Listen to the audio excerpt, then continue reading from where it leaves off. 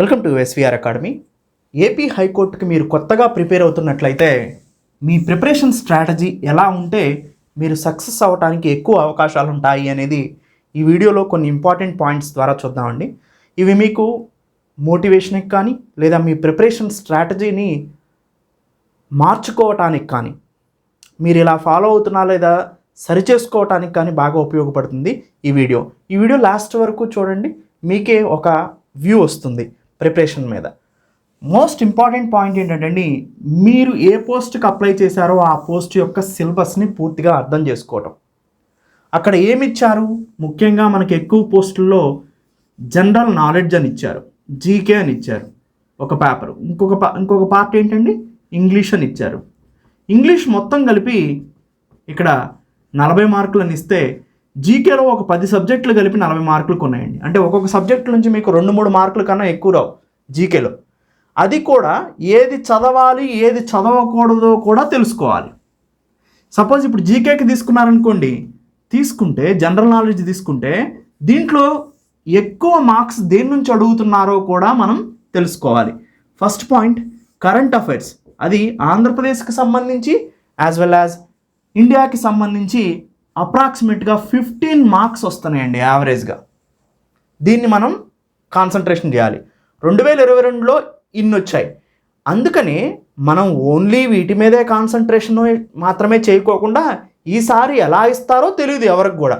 ఒకవేళ సిలబస్నే ఫాలో అయిపోవచ్చు, ఒక్కొక్క ప్యాటర్న్ ఒక్కొక్క సబ్జెక్ట్ నుంచి డివైడ్ చేసి 2 మార్కులు 3 మార్కులు కూడా ఇవ్వచ్చు. అందుకనే ఎస్విఆర్ అకాడమీ వీడియో క్లాసెస్లో అన్నిటినీ ప్రొవైడ్ చేస్తూ ఎక్కువ మార్క్స్ దేనికి వస్తున్నాయో దాన్ని ఎక్కువగా స్ట్రెస్ చేయడానికి మేము ప్రయత్నం కొనసాగించామన్నమాట. సెకండ్ మోస్ట్ ఇంపార్టెంట్ పాయింట్ ఏంటంటే హైకోర్టు ఎగ్జామ్కి సంబంధించి జీకేలో ఏపీకి సంబంధించిన కరెంట్ అఫైర్స్తో పాటుగా ఏపీ స్పెషల్ టాపిక్స్. నేను చూడండి ఏపీ బడ్జెట్లో ఏపీ స్కీమ్స్ కానీ, ఏపీ బడ్జెట్లోనే మనకి ఏపీకి సంబంధించినటువంటి చాలా రకాల పాలసీస్ ఉన్నాయండి. 2024 నుంచి 2029 మధ్యలో మేమేం చేస్తాము ఈ రంగాలకి. ఇండస్ట్రియల్ సెక్టార్, ఇండస్ట్రియల్ పాలసీ ఉంది, డ్రోన్ పాలసీ ఉంది, ఐటీ హబ్ని వైజాగ్గా డెవలప్ చేయటం ఒక పాలసీ ఉంది, ఐటీ పాలసీ ఉంది, మైక్రో స్మాల్ మీడియం ఎంటర్ప్రైజెస్ని ఎలా డెవలప్ చేస్తామనేది అది ఒక పాలసీ ఉంది. ఇలా 14-15 రకాల పాలసీస్ ఉన్నాయండి. ఏపీకి సంబంధించిన స్కీమ్స్ ఒక 10-15 ఇంపార్టెంట్ స్కీమ్స్ ఉన్నాయి. దీపం కావచ్చు, అన్నదాత సుఖీభావ కావచ్చు, సో ఇలాంటివన్నీ కూడా. అంటే ఇక్కడ ఆల్రౌండ్ ఏపీకి సంబంధించినటువంటి ఇంపార్టెంట్ టాపిక్స్. జియోగ్రఫికల్ ఇండికేషన్ ఎక్కడైనా వస్తుంది.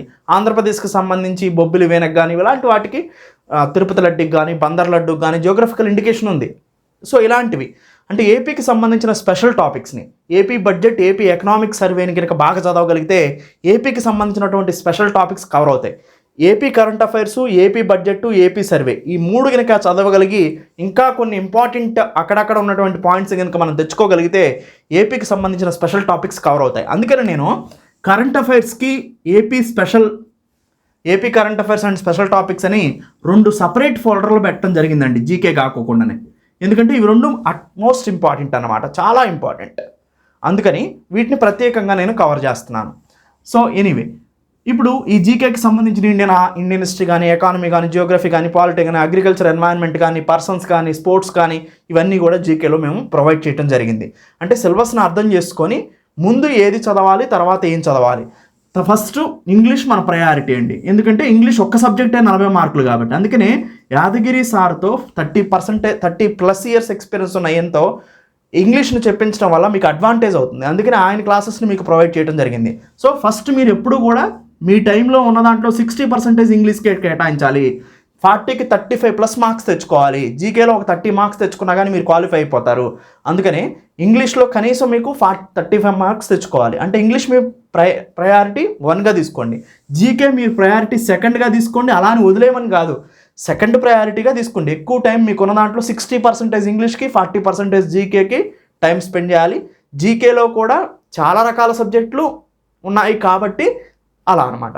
సో ఎటు తిరిగి నేను మీకు చెప్పాల్సిన ఒక పాయింట్, ఎస్విఆర్ అకాడమీలో ప్రొవైడ్ చేసిన ఆన్లైన్ క్లాసెస్ని మీరు కంప్లీట్ చేసుకోగలిగితే ఇదే ప్యాటర్న్లో మేము ప్రొవైడ్ చేశాం కాబట్టి ఏవి చదవాలో మీకు ఇవ్వటం జరిగింది, ఏవి చదవకూడదో వాటిని పక్కనకి నెట్టేయటం జరిగింది.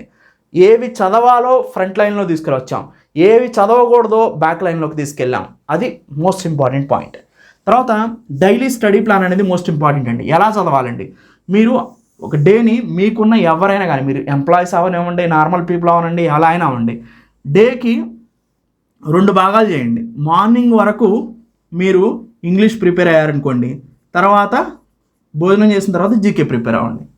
ఇలా ఇంగ్లీష్కి ఒక 3 to 4 అవర్స్ ఇచ్చి జీకేకి ఒక 2 to 3 అవర్స్ కనుక ఇవ్వగలిగితే మీరు ఇప్పటి నుంచి ప్రిపేర్ అయినా కానీ కొత్తగా ప్రిపేర్ అయ్యే వాళ్ళు ఈజీగా ఎస్వీఆర్ అకాడమీ కోర్స్ని కంప్లీట్ చేసుకోవచ్చు.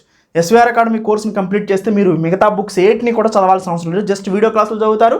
వాటికి సంబంధించిన స్టడీ మెటీరియల్ లెఫ్ట్ సైడ్లో కాలం ఉంటుంది, అక్కడ క్లిక్ చేస్తే స్టడీ మెటీరియల్ వస్తుంది, దాన్ని ప్రిపేర్ అయితే సరిపోతుంది. మీరు ప్రత్యేకంగా మళ్ళీ నోట్స్ రాసుకునే టైం ఉంటే, మీకు నోట్స్ రాసుకుంటే మంచిది అనిపిస్తే రాసుకోవచ్చు, వెల్ అండ్ గుడ్. ఒకవేళ నోట్స్ రాసుకునే టైం లేదు అనుకుంటే మీకు వీడియో క్లాసులో ఏది చెప్పామో స్టడీ మెటీరియల్లో కూడా అదే ప్రొవైడ్ చేశాం కాబట్టి స్టడీ మెటీరియల్ డౌన్లోడ్ చేసుకొని వీడియో క్లాసులు వింటూ మీరు ప్రిపరేషన్ని కొనసాగించవచ్చు. సో అందుకని ఎస్వీఆర్ అకాడమీలో మేము ప్రొవైడ్ చేసినటువంటి వీడియో క్లాసెస్ మీకు కంప్లీట్గా సరిపోతాయి. ఎలాంటి బుక్స్ కానీ మిగతా వాటి రిసోర్సెస్ కానీ అవసరం లేదు. Only SVR academy video classes provide చేస్తాం, స్టడీ మెటీరియల్ ఇచ్చాం ఆల్రెడీ, మొత్తానికి కూడా మీరు డౌన్లోడ్ చేసుకోవచ్చు. వీడియో క్లాసెస్ కూడా మొత్తం ఇచ్చేసాం.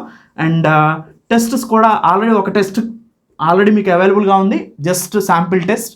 దాని తర్వాత మిగతా ఇంకొక 9 గ్రాండ్ టెస్ట్లు కూడా మీకు ప్రొవైడ్ చేస్తాం వన్స్ సిలబస్ మొత్తం మీరు చదివిన తర్వాత వన్స్ ఎగ్జామ్ అనౌన్స్ అయిన తర్వాత మీకు అవన్నీ కూడా డీటెయిల్డ్గా టెస్ట్ సిరీస్ కూడా అనౌన్స్ చేస్తాం. నెక్స్ట్ ప్రీవియస్ ఇయర్ పేపర్స్ని కూడా కొత్తగా ప్రిపేర్ అయ్యే వాళ్ళు దృష్టి సారించాలండి. అప్పుడే మనకి ఏ విధంగా అడుగుతున్నారు ఏంటి అనేది వస్తుంది. అందుకని నేను షార్ట్ వీడియోస్లో రోజుకు ఒక ప్రీవియస్ ఇయర్ క్వశ్చన్ తీసుకొని దానికి సంబంధించిన 360 డిగ్రీస్లో అనాలిసిస్ చేస్తున్నాను. ఇంకా వేరే ఏమున్నాయి, సపోజ్ సుప్రీంకోర్టు గురించి ఒక ఆర్టికల్ అడిగారు, దాని చుట్టూ ఉన్నటువంటి ఇంకొక ఇంపార్టెంట్ ఆర్టికల్స్ ఏంటి, ఇలా నేను ఎక్స్ప్లెయిన్ చేస్తున్నాను. దాంతోపాటుగా ప్రీవియస్ ఇయర్ ఇంగ్లీష్ పేపర్ కానీ జీకే పేపర్స్ని కానీ మన ఫ్యాకల్టీస్ చేత ఎక్స్ప్లెయిన్ చేయించడం కూడా జరుగుతుంది. అది కూడా మీకు ఆంధ్రప్రదేశ్ ప్రీవియస్ ఇయర్ క్వశ్చన్స్ అని పెట్టి ఒక ఫోల్డర్ని క్రియేట్ చేసాం. ఆ ఫోల్డర్లో కూడా మీకు వాటన్నిటిని కూడా చూసుకోవచ్చు. అండ్ రివిజన్ కూడా మోస్ట్ ఇంపార్టెంట్ అండి. రివిజన్ ఎలా చేయాలి, సపోజ్ మీరు ఒక చాప్టర్ చదివారు, ఇంకొక చాప్టర్కి పోయేటప్పుడు ఆ చాప్టర్ని రివిజన్ చేసుకోవాలి, అది ఇంగ్లీష్లో కానీ జీకేలో కానీ. తర్వాత ఒక సబ్జెక్ట్ చదివారు, ఇంకొక సబ్జెక్ట్కి వెళ్ళేటప్పుడు ఒక సబ్జెక్ట్ని రివిజన్ చేసుకోవాలి, నెక్స్ట్ సబ్జెక్ట్కి వెళ్ళాలి. అంటే చాప్టర్ కంప్లీట్ అయిన తర్వాత ఇంకొక చాప్టర్కి వెళ్ళేటప్పుడు రివిజన్ చేసుకోవాలి, సబ్జెక్ట్ కంప్లీట్ అయ్యాక ఇంకొక సబ్జెక్ట్కి వెళ్ళేటప్పుడు కూడా ఆ సబ్జెక్ట్ని రివిజన్ చేసుకొని ఇంకొక దానికి వెళ్ళాలి. అలా ఎన్నిసార్లు మల్టిపుల్ రివిజన్ చేస్తే మీకు అంత స్ట్రెంగ్త్ వస్తుందండి, అది గమనించాలి. తర్వాత మోటివేషనల్ ఏంటంటే stay consistent and don't compare with others. ఈ 2 మోస్ట్ ఇంపార్టెంట్ అండి. కన్సిస్టెన్సీ అనేది మోస్ట్ ఇంపార్టెంట్. మనం ఒకరోజు చదివి 10 రోజులు చదవకోకుండా 11వ రోజు మళ్ళీ బుక్ తీస్తాం, అప్పుడు ఏమీ గుర్తుండదు. ప్రతిరోజు టైంని, డైలీ షెడ్యూల్ని ఫాలో అయితే మాత్రమే ఎగ్జామ్ వరకు కూడా మీరు క్వాలిఫై అవ్వగలుగుతారు. ఏ ఎగ్జామ్ అయినా అంతే అండి. అసలు ఎగ్జామ్లో చాలామంది క్వాలిఫై కాకపోవడానికి గల ముఖ్యమైన కారణం కూడా ఏంటంటే కన్సిస్టెన్సీ లేకపోవటం. అనేక రకాలైనటువంటి ఇబ్బందుల పేర్లతో మనం మన షెడ్యూల్ని పోస్ట్పోన్ చేసుకోవటం, మన ప్రిపరేషన్ని పోస్ట్పోన్ చేసుకోవటం, రేపు చదువుదామని వదిలేయటం, రేపు కూడా ఎల్లుండి చదువుదామని వదిలేయటం, ఇది మెయిన్ డ్రాబ్యాక్గా చెప్పుకోవచ్చండి. సో కన్సిస్టెన్సీ ప్రిపరేషన్ లేకపోవటం. రెండోది వచ్చేసి మిగతా వాళ్ళతో కంపారిజన్ చేసుకోవటం. సో వాళ్ళు ఎలా చదువుతున్నారు, వాడు నాకన్నా బాగా మంచివాడు కదా, వాడే దీనికి ప్రిపేర్ అవుతుందంటే ఒక పోస్ట్కి, ఇది నాకు వస్తుందా రాదా, ఇంక నేను ఎందుకు ప్రిపేర్ కావటం అని ముందే డిసైడ్ అయిపోవటం. సో ఇక్కడ ఒక పర్సన్ చదివేటువంటి పరిస్థితి అతనికి ఒక్కడికే తెలుసండి, మీకు తెలియదు. మీరేమనుకుంటారంటే అతను చదివే చూసి అతను పెద్ద గొప్ప అనుకుంటారు. లేదు, మీరే పెద్ద గొప్ప వాళ్ళు మంచిగా చదువుకోగలిగితే. సో అందుకనే మిగతా వాళ్ళతో కంపారిజన్ చేసి మీరు వీక్ అయిపోవద్దు. మిగతా వాళ్ళతో కంపారిజన్ చేసి వాళ్ళు ఏం చదువుతున్నారో మీరు కూడా అదే ఫాలో అవ్వద్దు. మీకు ఏది విచక్షణతో ఆలోచించి ఏది సరైందో డెసిషన్ తీసుకునే పవర్ మీకుంది, దాన్నే మీరు ఫాలో అవ్వాలి. Next time management most important. ఇందాక ఆల్రెడీ చెప్పాను కదా మనం ఇక్కడ. సో కన్సిస్టెంట్గా ప్రిపేర్ అయితే సమయ నిర్వహణ అనేది మనకి క్రూషియల్ రోల్ ప్లే చేస్తుంది. ఏది చదవాలో ఏది చదవకూడదో కూడా నేను ఎస్వీఆర్ అకాడమీ వీడియో క్లాసెస్లో ప్రొవైడ్ చేసేది ఇలానే ఉంటుంది. అలా గనక మీరు దాన్ని ప్రిపేర్ అవ్వగలిగితే ఇంత టైం ఉదయం జీకే సాయంత్రం ఇంగ్లీష్, లేదా ఉదయం ఇంగ్లీష్ సాయంత్రం జీకే సెగ్రిగేట్ చేసుకొని ఇంత టైం కనుక నేను వీడియో క్లాసెస్ కంప్లీట్ చేసుకుంటాను, స్టడీ మెటీరియల్ ప్రిపేర్ అవుతాను అని టైం మేనేజ్మెంట్ కనుక మీరు చేసుకోగలిగితే రివిజన్ కూడా మల్టిపుల్ టైమ్స్ ఎక్కువ అవుతుంది. టైంని కనుక మేనేజ్ చేసుకోగలిగితే రివిజన్ మల్టిపుల్ టైమ్స్ చేయవచ్చు. రివిజన్ మల్టిపుల్ టైమ్స్ చేస్తే మీకు కంప్లీట్గా గ్రిప్ వస్తుంది ఎగ్జామ్ మీద. సో ఇవి మోస్ట్ ఇంపార్టెంట్ టిప్స్ అండి. వీటిని కనుక మీరు ఫాలో అవ్వగలిగితే ఎవ్వరు ఎంత లో ఉన్నా, ఎన్ని తక్కువ పోస్టులు ఉన్నా, మీరు ఆ ఉన్న ఒక పోస్ట్ అయినా కానీ మనకే రావాలనే ప్రయత్నం కొనసాగించాలండి. అప్పుడే మీరు సక్సెస్ అవుతారు. సో ఇది కొత్తగా ప్రిపేర్ అయ్యేవాళ్ళు లేదా ఎవరైనా కానీ ప్రిపేర్ అయ్యేటప్పుడు ఎలాంటి మెజర్స్ తీసుకుంటే మీరు ముందుకు వెళ్తారు అనే దాని గురించి ఈ వీడియో. ఇప్పుడు ఎస్విఆర్ అకాడమీలో మేము ఆల్రెడీ ఆన్లైన్ క్లాసెస్ని మొత్తం కంప్లీట్గా ప్రొవైడ్ చేస్తున్నాం, వీడియో క్లాసెస్ కానీ, స్టడీ మెటీరియల్ కానీ, టెస్ట్ సిరీస్ కానీ. సో మీరు ఎస్విఆర్ అకాడమీలో ఈ కోర్సుని కనుక పర్చేజ్ చేయాలనుకుంటే కింద ప్రొవైడ్ చేసిన నంబర్స్ కాల్ చేసి మీ డీటెయిల్స్ అన్నీ పూర్తిగా తెలుసుకోవచ్చు.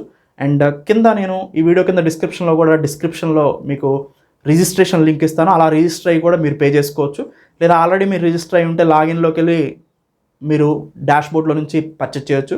లేదా మీరు ఎలా పర్చేజ్ చేయాలో, కొత్త వాళ్ళు అయితే ఈ వీడియో పక్కనే నేను ఎలా పర్చేజ్ చేయాలో కూడా ఇస్తాను, మీరు ఆ విధంగా పర్చేజ్ చేసుకోవచ్చు. Thank you, have a nice day. చేయాలో నేను చూపిస్తాను. ఏపీ హైకోర్టు ఏ పోస్ట్ వాళ్ళైనా కానీ ఈ కోర్స్ని మనం పర్చేజ్ చేసుకోవచ్చు. సింపుల్గా మీరు ఎస్విఆర్ అకాడమీ వెబ్సైట్లోకి వెళ్ళండి. www.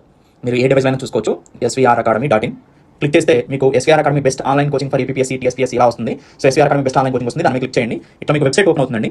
ఓపెన్ అయిన తర్వాత లాగిన్ రిజిస్టర్ అని ఉంటుంది. ఎవరైతే ఆల్రెడీ ఎగ్జిస్టింగ్ ఇంతకు ముందు రిజిస్టర్ అయ్యారో వాళ్ళు లాగిన్ బటన్ క్లిక్ చేసి అక్కడ నుంచి ఏపీ హైకోర్టుని పర్చేజ్ చేసుకోవచ్చు. లేదా కొత్తగా కనుక మీరు రిజిస్టర్ అవుతుంటే రిజిస్టర్ బటన్ క్లిక్ చేయండి. ఇక్కడ మీకు మీ నేమ్ అడుగుతుంది, మీ నేమ్ని ఎంటర్ చేయండి. అండ్ మీ ఈమెయిల్ ఐడి అడుగుతుంది, మీ ఈమెయిల్ ఐడిని ఎంటర్ చేయండి. మీ మొబైల్ నెంబర్ అడుగుతుంది, మీ మొబైల్ నెంబర్ని ఎంటర్ చేయండి.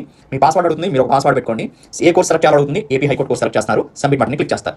సబ్మిట్ బటన్ క్లిక్ చేసిన తర్వాత మీకు డైరెక్ట్గా పేమెంట్ గేట్వేకి తీసుకెళ్తుంది. ఇక్కడ ఉన్నటువంటి ఆప్షన్లో మీరు ఏదైనా క్లిక్ చేసుకోవచ్చు. నేను ఫోన్పే ఆప్షన్ క్లిక్ చేస్తున్నాను. మీరు మళ్ళీ అలా చూపించిన తర్వాత సెలెక్ట్ యువర్ యూపీఐ యాప్ అని గూగుల్ పే, ఫోన్పే, పేటీఎం, భీమ్ అని వస్తుంది. అండ్ యూపీఐ ఐడి కూడా ఎంటర్ చేసి మీరు పే చేసుకోవచ్చు. నేను ఫోన్పే బటన్ క్లిక్ చేస్తున్నాను, ఎల్లో బటన్ క్లిక్ చేస్తున్నాను. ఆటోమేటిక్గా మీ ఫోన్పేకి దీన్ని తీసుకెళ్తుంది, ఇలా మీకు చూస్తుంది. పే బటన్ క్లిక్ చేస్తే ఆటోమేటిక్గా మీరు పే చేయొచ్చు. పే చేయగానే ఆటోమేటిక్గా మీ కోర్స్ అనేది యాక్టివేట్ అయిపోతుంది. ఎలాంటి ఇబ్బందులు కలిగినా కింద నెంబర్ కనుక మీరు కాల్ చేస్తే సింపుల్గా మీ ప్రాబ్లమ్కి సొల్యూషన్ చెప్తారు. మీకు ఎలాంటి ఇబ్బంది ఉండదు. సో కోర్స్ యాక్టివేషన్కి సంబంధించి మీరు పే చేసిన తర్వాత మీరు ఎలాంటి ఇబ్బంది పడాల్సిన అవసరం లేదు. కింద ప్రొవైడ్ చేసిన నంబర్స్ కాల్ చేస్తే మీకు ఏ ఇబ్బంది రాకుండా చూసుకుంటారు. Thank you.